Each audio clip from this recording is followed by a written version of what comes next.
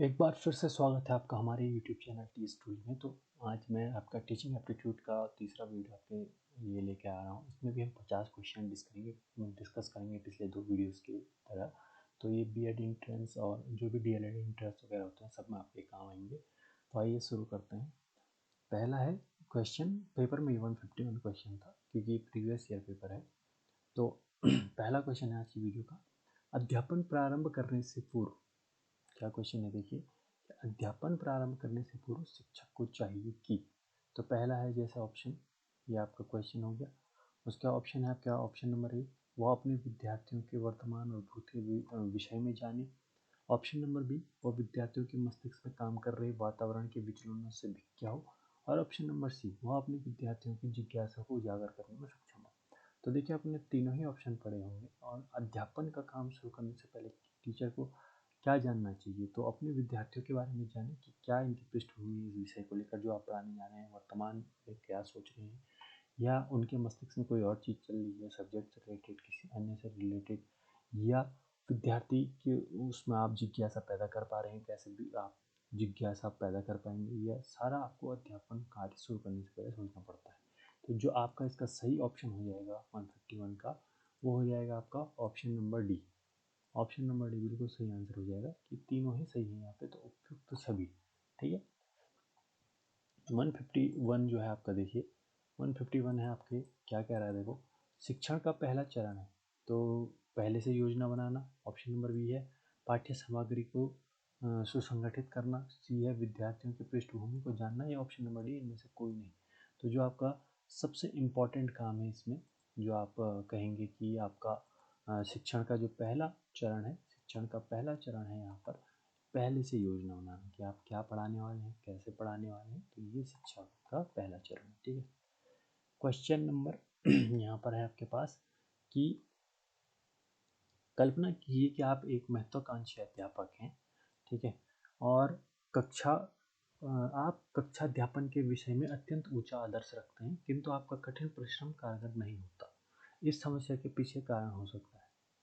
तो देखिए, आप एक महत्वाकांक्षी अध्यापक, यानी आप चाहते हैं कि आप जो पढ़ाएं, और मतलब हर चीज़ में महत्वाकांक्षी है कि आप बेहतर रिजल्ट चाहते हैं खुद के जब आप पढ़ाते हैं उस।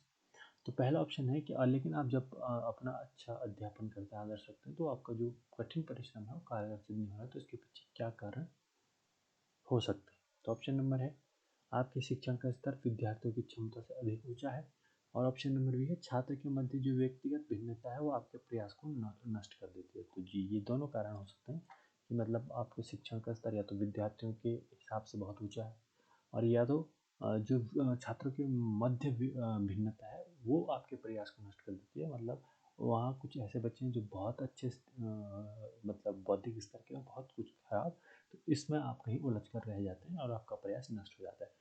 तो दोनों सही है, तो ऑप्शन नंबर ए और बी दोनों इसका आंसर हो जाएगा। ठीक है, 154 है देखिए, सीखने का सबसे समुचित तात्पर्य है। ये कह रहा है सीखने का सबसे समुचित तात्पर्य है। पहला ऑप्शन है ज्ञान देना। ऑप्शन नंबर बी है व्यवहार में परिवर्तन। ऑप्शन नंबर सी है व्यक्तिगत रूप से माहौल में ढलना। ऑप्शन नंबर डी है हुनर की प्राप्ति। तो यहाँ पर देखिए, जो सीखने का सबसे समुचित तात्पर्य है वो आपके व्यवहार में परिवर्तन, और ये परिवर्तन कैसा होना चाहिए, सकारात्मक, मतलब बेहतरी की तरफ। 155 या आज का पांचवा क्वेश्चन आपका जो है, कक्षा शिक्षण में श्रव्य दृश्य सामग्री के उपयोग का सबसे बड़ा लाभ है। जो अगर आप कक्षा में पढ़ा रहे हैं और वहाँ श्रव्य दृश्य सामग्री से अर्थ हो गया जिससे व्यक्ति सुन भी सकता है और देख भी सकता है। तो पहला ऑप्शन है छात्रों को पुस्तकीय ज्ञान पर निर्भर नहीं रहना पड़ता है। ऑप्शन नंबर बी है सीखना सरल और रोचक हो जाता है। ऑप्शन नंबर सी है सीखने का सारा दायित्व छात्र पर निर्भर होता है। ऑप्शन नंबर डी है छात्रों को कम अध्ययन करना पड़ता है। तो जो 155 आपका, वो आपका हो जाएगा ऑप्शन नंबर बी, कि इस ऐसी सामग्री का उपयोग करके जो दृश्य श्रव्य होती है उससे सीखना सरल और रोचक हो जाता है। तो ये ऑप्शन नंबर बी आपको क्या हो जाएगा, सही आंसर हो जाएगा। 156 से आपका देखिए, शिक्षक को आशावादी क्यों होना चाहिए। शिक्षक को आशावादी क्यों होना चाहिए पूछ रहा है। पहला ऑप्शन है वह विनोद प्रिय बन सकेगा। ऑप्शन नंबर बी है वो अपने छात्रों को भी आशावादी बना सकेगा। ऑप्शन नंबर सी है कि वह छात्रों में अच्छी आदतें डाल सकेगा। और ऑप्शन नंबर डी है वह कक्षा को अनुशासन प्रिय बना सकेगा।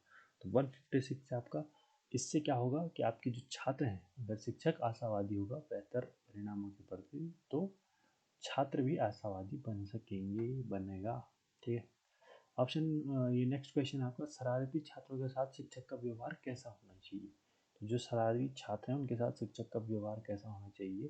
तो ऑप्शन नंबर ए है कठोर, ऑप्शन नंबर बी है विनम्र किंतु दृढ़, और ऑप्शन नंबर सी है तटस्थ, और डी है सहानुभूतिपूर्ण। कठोर यानी कि आप बिल्कुल ही उनको बहुत ही डांट फटकार रहे हैं। ऑप्शन नंबर बी है विनम्र, क्या आप उनसे विनम्र है लेकिन जब उनकी शरारत बढ़ती है तो आप उनको अनुशासन दृढ़ता के साथ बताते हैं कि ये गलत है। तो ये बिल्कुल सही ऑप्शन है, option number B. Next question है, देखिए, कक्षा शिक्षण की व्यवस्था निर्भर करती है। तो पहला है प्रधानाचार्य की शैक्षिक योग्यता पर, बी है शिक्षक की व्यावसायिक निपुणता पर, अन्य शिक्षकों के सहयोग पर, ऑप्शन नंबर डी विद्यालय की साज सज्जा पर। तो जो ऑप्शन नंबर बी है इसका, शिक्षक की व्यावसायिक निपुणता पर आपकी जो शिक्षण व्यवस्था है वो निर्भर करती है। तो ऑप्शन नंबर 20 का सही आंसर मिलेगा। ठीक है। ऑप्शन नेक्स्ट क्वेश्चन है, यदि छात्रों का शैक्षिक रिकॉर्ड अत्यधिक उत्तम है, जो उनकी एकेडमिक से मान के चलिए शैक्षिक रिकॉर्ड वो अत्यधिक उत्तम है, तो शिक्षक को निम्नलिखित कार्य करने की आवश्यकता है। पहला ऑप्शन है कि वह केवल छात्रों के अधिगम प्रणाली के खोजने में सहायता करे तथा उन्हें संदर्भ सूची प्रदान करे। ऑप्शन नंबर बी है कि छात्रों को प्रस्तुतिकरण में मदद करे किंतु उन्हें उसकी तैयारी स्वतंत्र रूप से करने दे। ऑप्शन नंबर सी है छात्रों को स्वयं तैयार करके पर्याप्त अवसर दे तथा उन्हें स्वनिर्देशित होने दे। ऑप्शन नंबर डी है छात्रों को तैयारी पाठ्य पुस्तकीय मात्र तो नहीं, इसका निरीक्षण करें। तो जो 159 है आपका, इसका जो ऑप्शन नंबर सी है कि छात्रों को स्वयं तैयार करने के पर्याप्त अवसर दें तथा उन्हें स्व निर्देशित होने दें, यानी वो खुद से कितना कर पा रहे हैं इस बारे में आप ज़्यादा जोर लगाएं। 160 है आपका, देखिए, यदि विद्यार्थी यह न समझे कि कक्षा में क्या पढ़ाया गया है तो शिक्षक का क्या अनुभव होगा।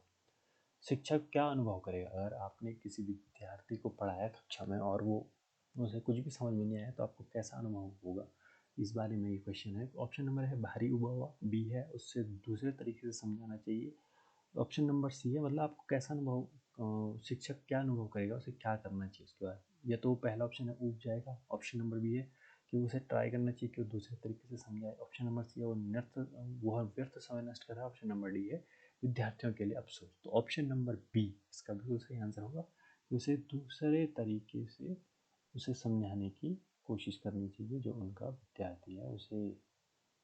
ठीक है। 161 है, शिक्षक द्वारा दिए जाने वाले गृह कार्य की मात्रा एवं प्रकार का निर्धारण करना चाहिए। कैसे शिक्षक द्वारा गृह कार्य और मात्रा के प्रकार का निर्धारण करना चाहिए। पहला, छात्रों के मतों द्वारा, ऑप्शन नंबर बी है विषय वस्तु की जटिलता द्वारा, ऑप्शन नंबर सी है गृह कार्य से उत्पन्न होना अधिगम द्वारा, और ऑप्शन नंबर डी है कक्षा के कालांश द्वारा। तो जो 161 है आपका, उसका ऑप्शन नंबर सी गृह कार्य से उत्पन्न होने वाला अधिगम द्वारा, ये इसका बिल्कुल सही आंसर है। शिक्षा के क्षेत्र में ली जाने वाली परीक्षा से हम ज्ञान जान सकते हैं। देखिए, शिक्षा के क्षेत्र में ली जाने वाली परीक्षा से हम क्या जान सकते हैं, ये क्वेश्चन पहले भी रिपीट हो चुका है पिछले किसी वीडियो में, फर्स्ट या सेकंड में। तो देख सकते हैं आपके क्वेश्चन बहुत ज़्यादा सिमिलर से भी आ जाते हैं, और एक इन वीडियो से आपको ये फ़ायदा होगा कि आपको आइडिया आएगा कि प्रश्न आते कैसे हैं टीचिंग एप्टीट्यूड में, और कैसे उनको आपको देखना है कि क्या उसमें सबसे सही लग रहा है उस ऑप्शन की।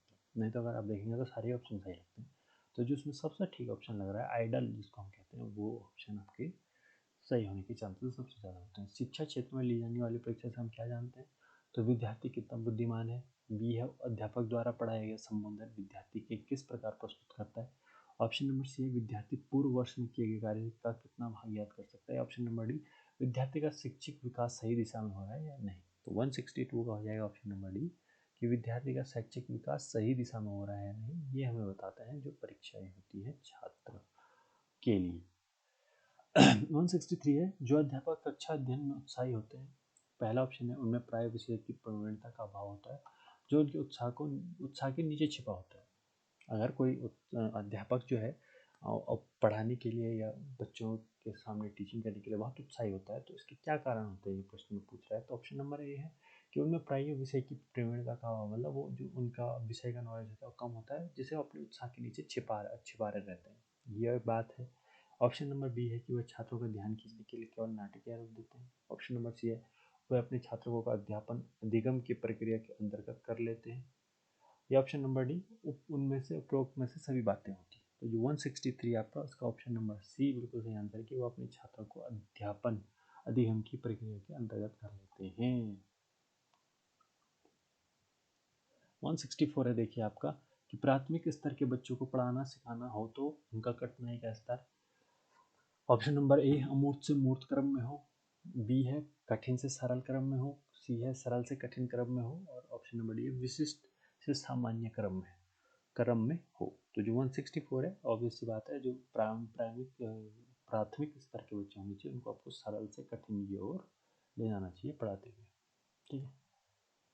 165 है सीखने सिखाने के दौरान किए गए आकलन को से शिक्षक को।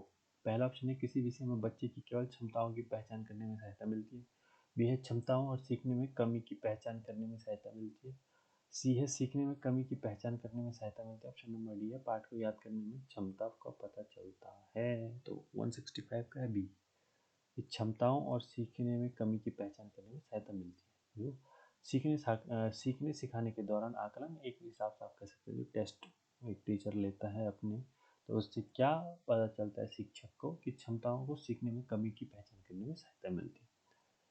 व्यापक आकलन का अर्थ है यानी कि जब आप डिटेल किसी की समीक्षा करते हैं, किसी बच्चे की तो एनालिसिस करते हैं, व्यापक आकलन करते हैं, तो उसका क्या मतलब है।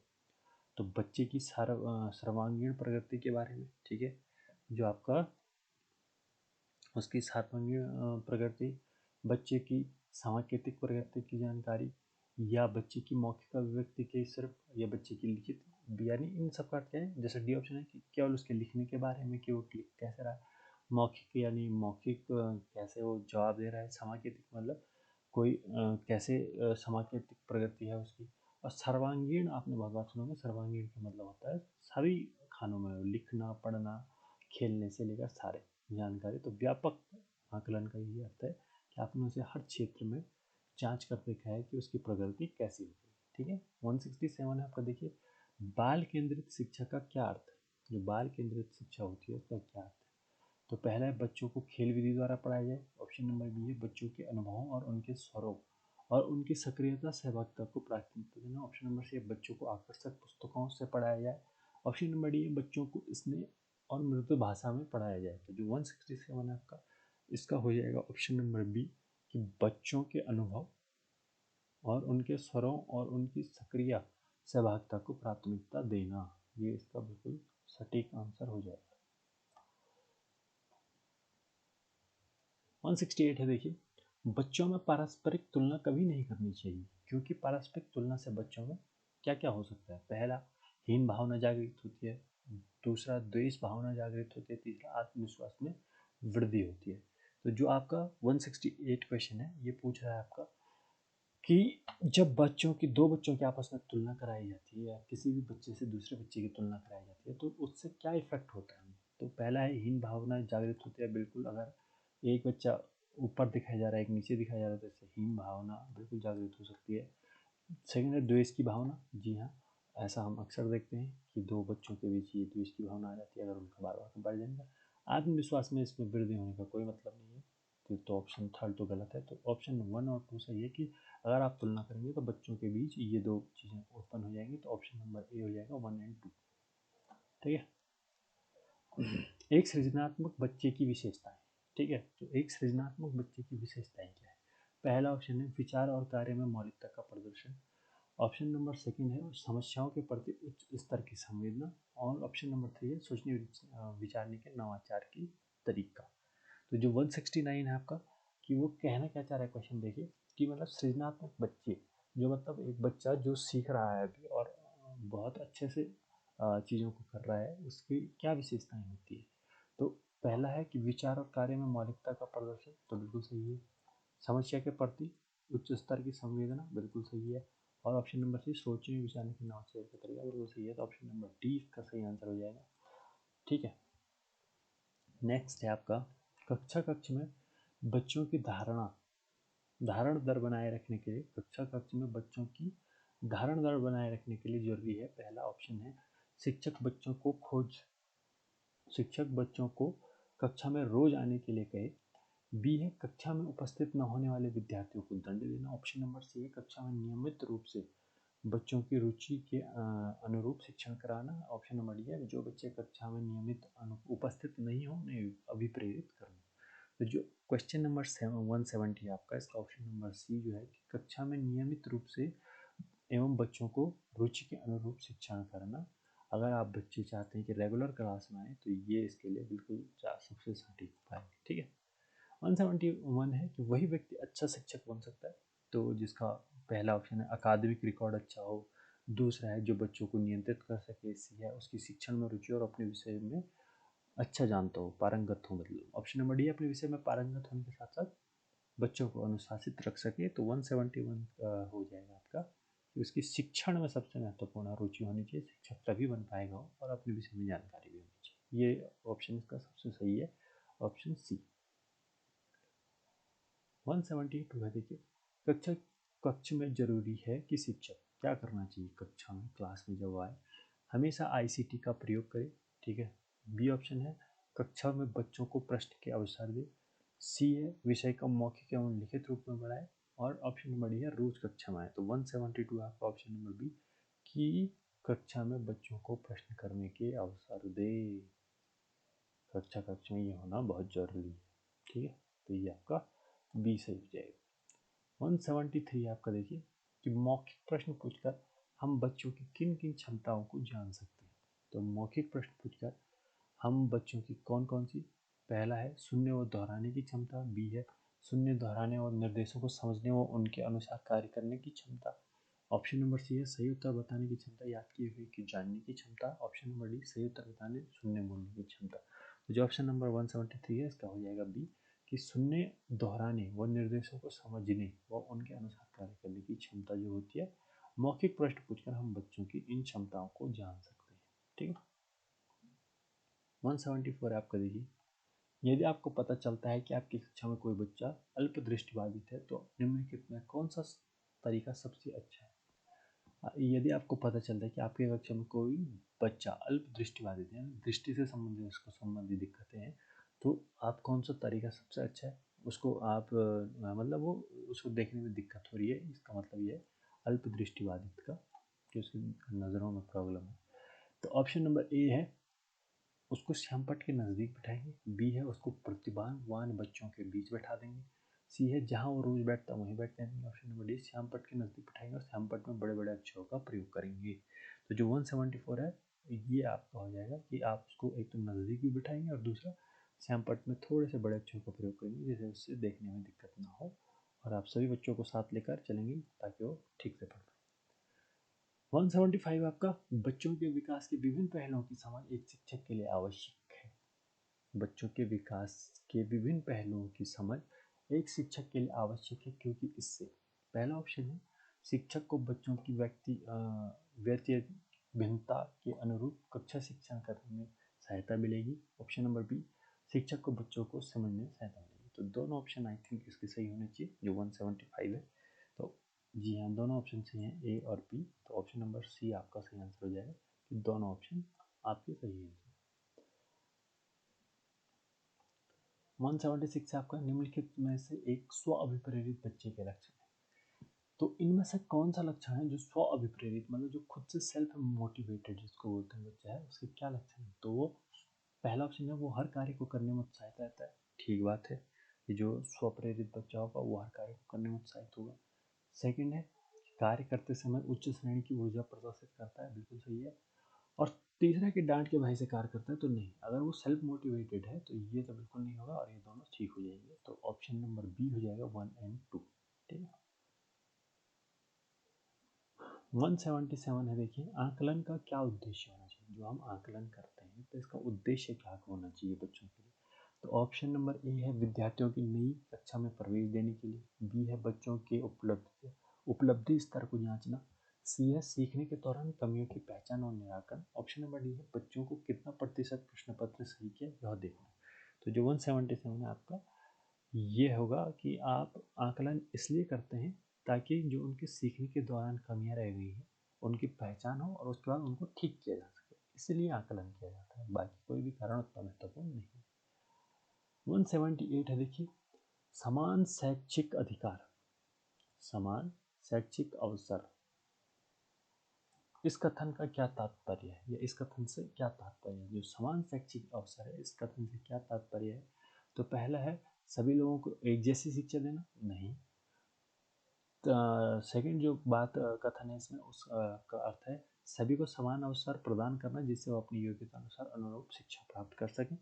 और तीसरा है सभी को शिक्षा प्राप्त करने के लिए योजनाएं बताना।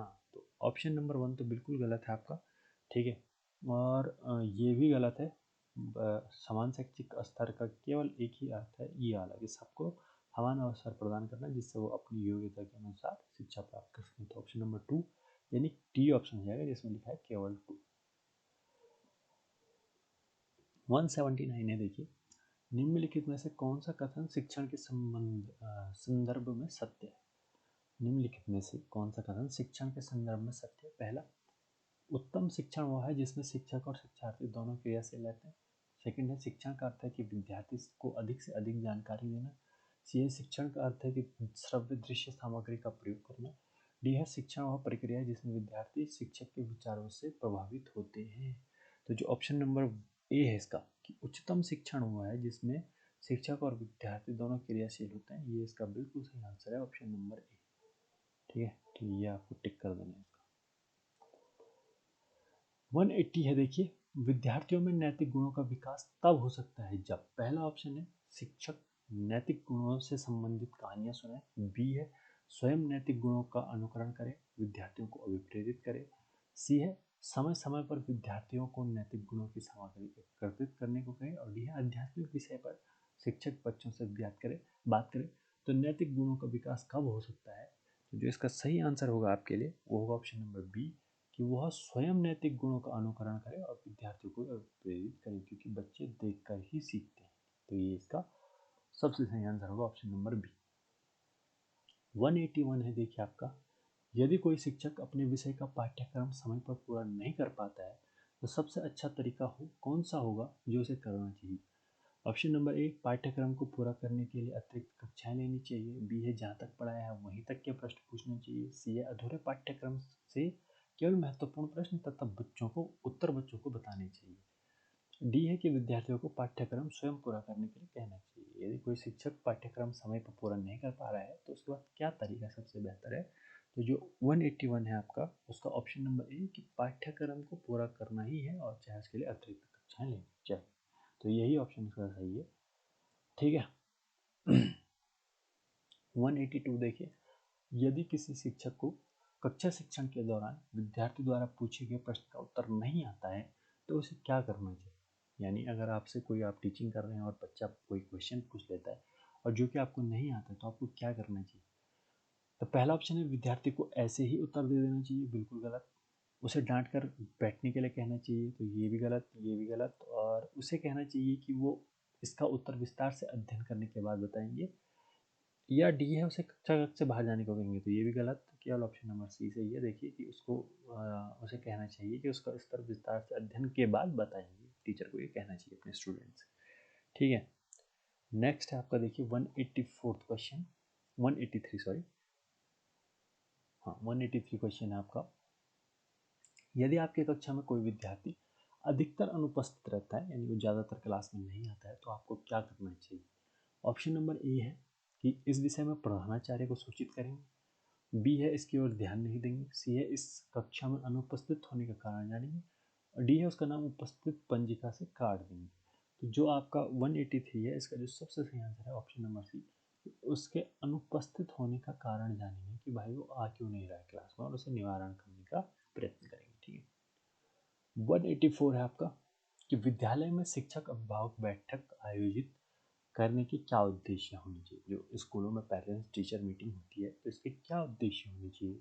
तो इसके जो 4 ऑप्शन है देखिए, अभिभावकों को बच्चों के विषयवार अंकों के बारे में सूचना देना, कि मतलब बैठक में बुलाकर उन्हें बताना कि आपके बच्चों के इतने मार्क्स इस सब्जेक्ट में। बी है कि बच्चे के सबल एवं कमजोर पक्षों के विषय में चर्चा करना, तो या दूसरा जो ऑप्शन है कि जिस चीज़ में उनका बच्चा अच्छा है वो और जो उसकी कमजोरी है दोनों उनको बताना। अगला है आपका कि बच्चे जिन विषयों में अच्छा प्रदर्शन नहीं कर पाना, केवल यह बताना। और ऑप्शन नंबर डी है केवल उपलब्धियां बताना। तो ये भी गलत है कि केवल उपलब्धियां बताएं, केवल उनका खराब बताएं, ये भी गलत है। केवल अंकों के बारे में जानकारी दें, ये भी गलत है। उनके दोनों पक्षों के बारे में, कहाँ वो ठीक कर रहे हैं, कहाँ वो कमजोर है, इस विषय में चर्चा करना, ये इसका बिल्कुल सही आंसर हो जाएगा। ठीक है, ऑप्शन नंबर बी। 185 है देखिए आपका, एक अच्छे शिक्षक को विद्यार्थियों द्वारा किए गए कक्षा कार्य की जांच कैसे करनी चाहिए। जो कक्षा कार्य वो कर रहे हैं उसकी जांच कैसे करनी चाहिए। तो ऑप्शन नंबर ए है कक्षा कार्य पूर्ण होने के 1 सप्ताह के भीतर, यानी जो कॉपी चेक हम करते हैं वो किस हिसाब से एक टीचर को करना चाहिए। तो पहला ऑप्शन इसमें क्या है कि 1 सप्ताह के भीतर। दूसरा है जब शिक्षक के पास समय हो। सी है कि कार्य पूर्ण होने के तुरंत बाद जिसमें शिक्षक का हस्ताक्षर हो। डी है कार्य पूर्ण होने के तुरंत बाद जिसमें कार्य संदर्भ त्रुटियों एवं सुधार का उल्लेख हो। तो जो ऑप्शन नंबर डी है आपका वो बिल्कुल सही आंसर है इसका, कि आप कार्य जैसे ही उनका कंप्लीट हो उसके बाद आप उसे देखें, उनमें जो भी त्रुटियां हैं उसमें क्या सुधार हो सकता है उन चीज़ों का भी जिक्र करें। ये एक जो आपका जांचने की सबसे सही विधि होगी। ठीक है, 186 से देखिए, शिक्षक व्यवहार के संबंध में कौन सा कथन सही नहीं है।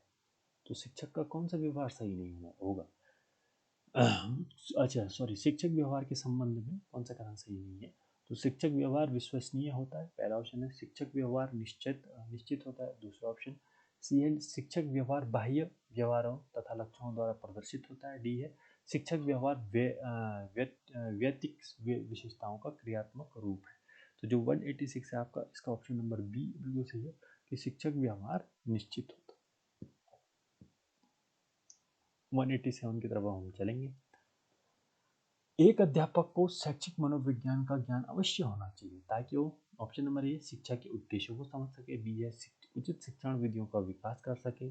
सी है उचित विषय वस्तु का चयन कर सके। डी है मूल्यांकन की सही विधियां अपना सके। 187 है ऑप्शन नंबर बी, उचित शिक्षण विधियों का विकास कर सके, ये इसका बिल्कुल सही आंसर है।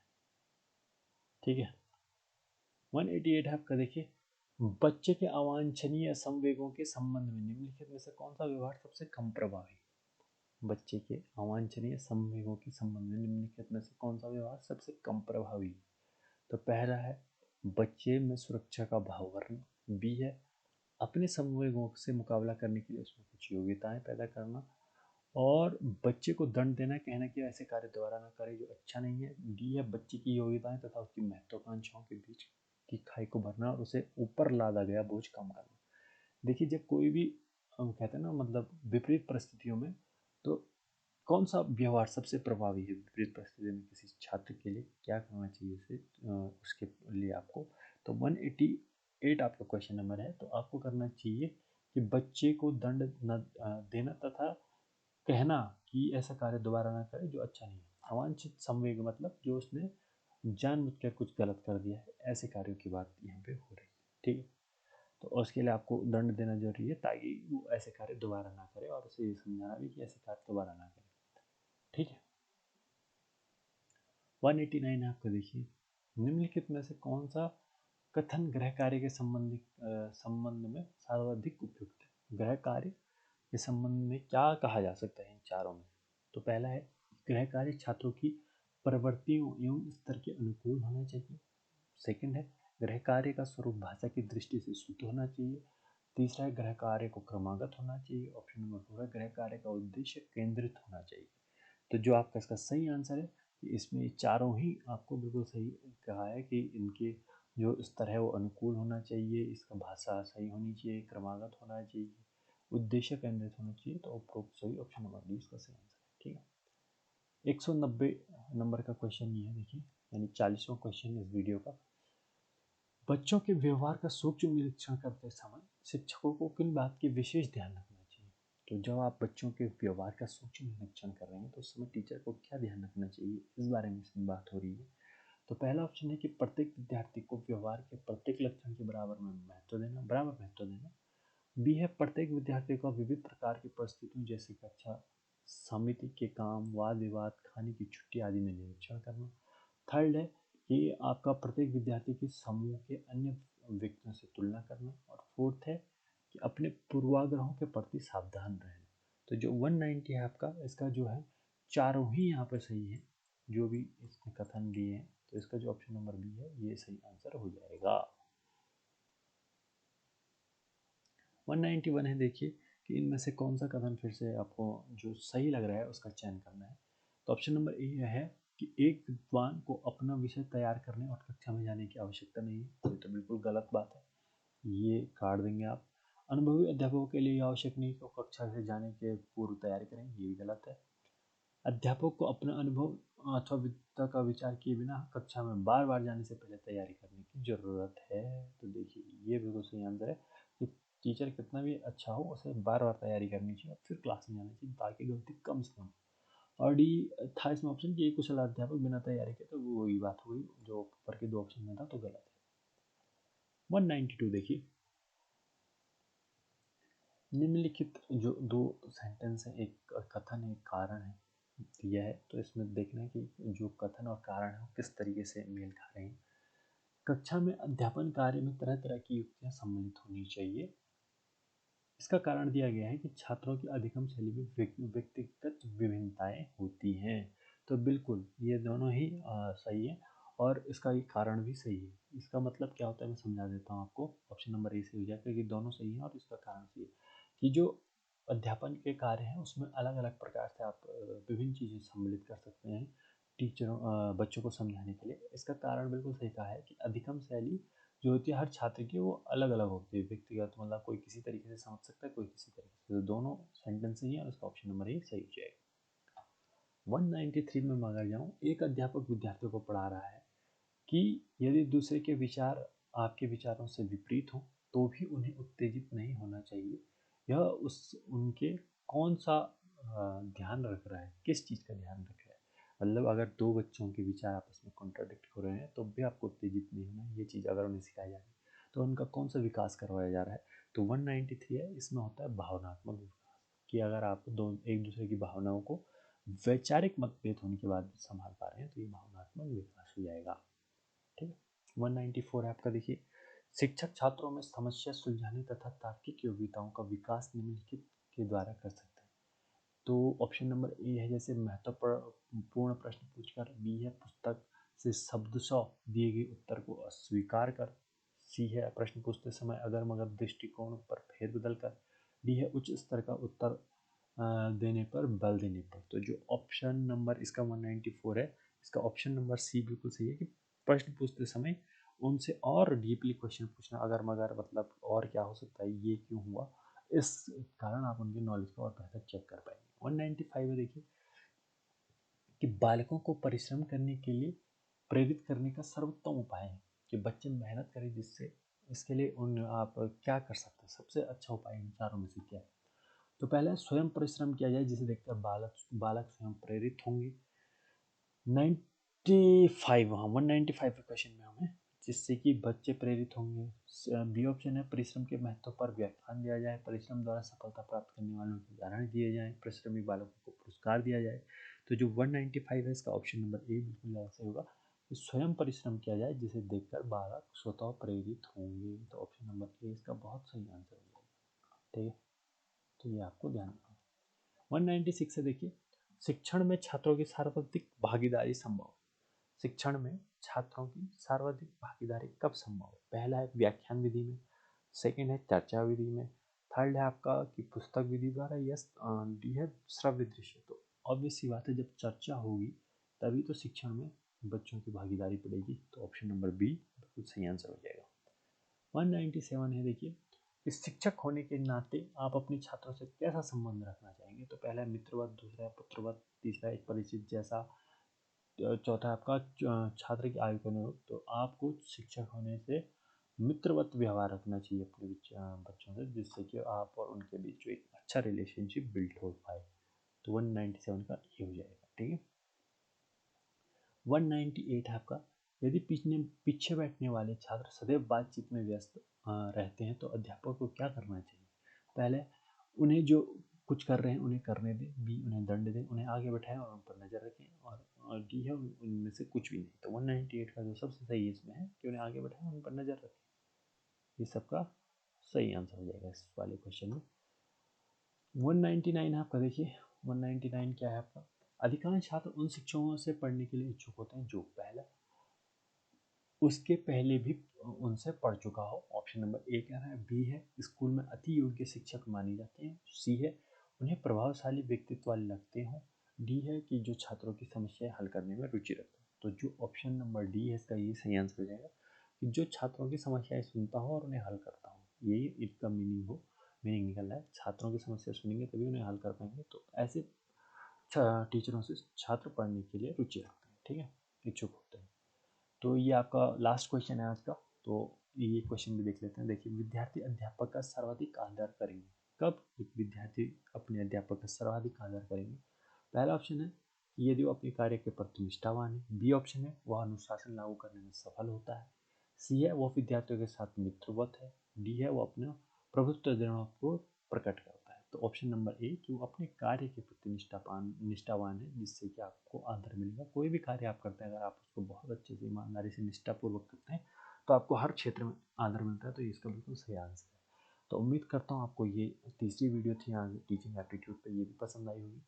तो ऐसे ही आप चैनल को सब्सक्राइब करें और वीडियोस के लिए, और जब पेपर हो जाएगा तो सारे आंसर की इस चैनल पर आपको मिलेंगे। तो चैनल को सब्सक्राइब जरूर करें। Thank you.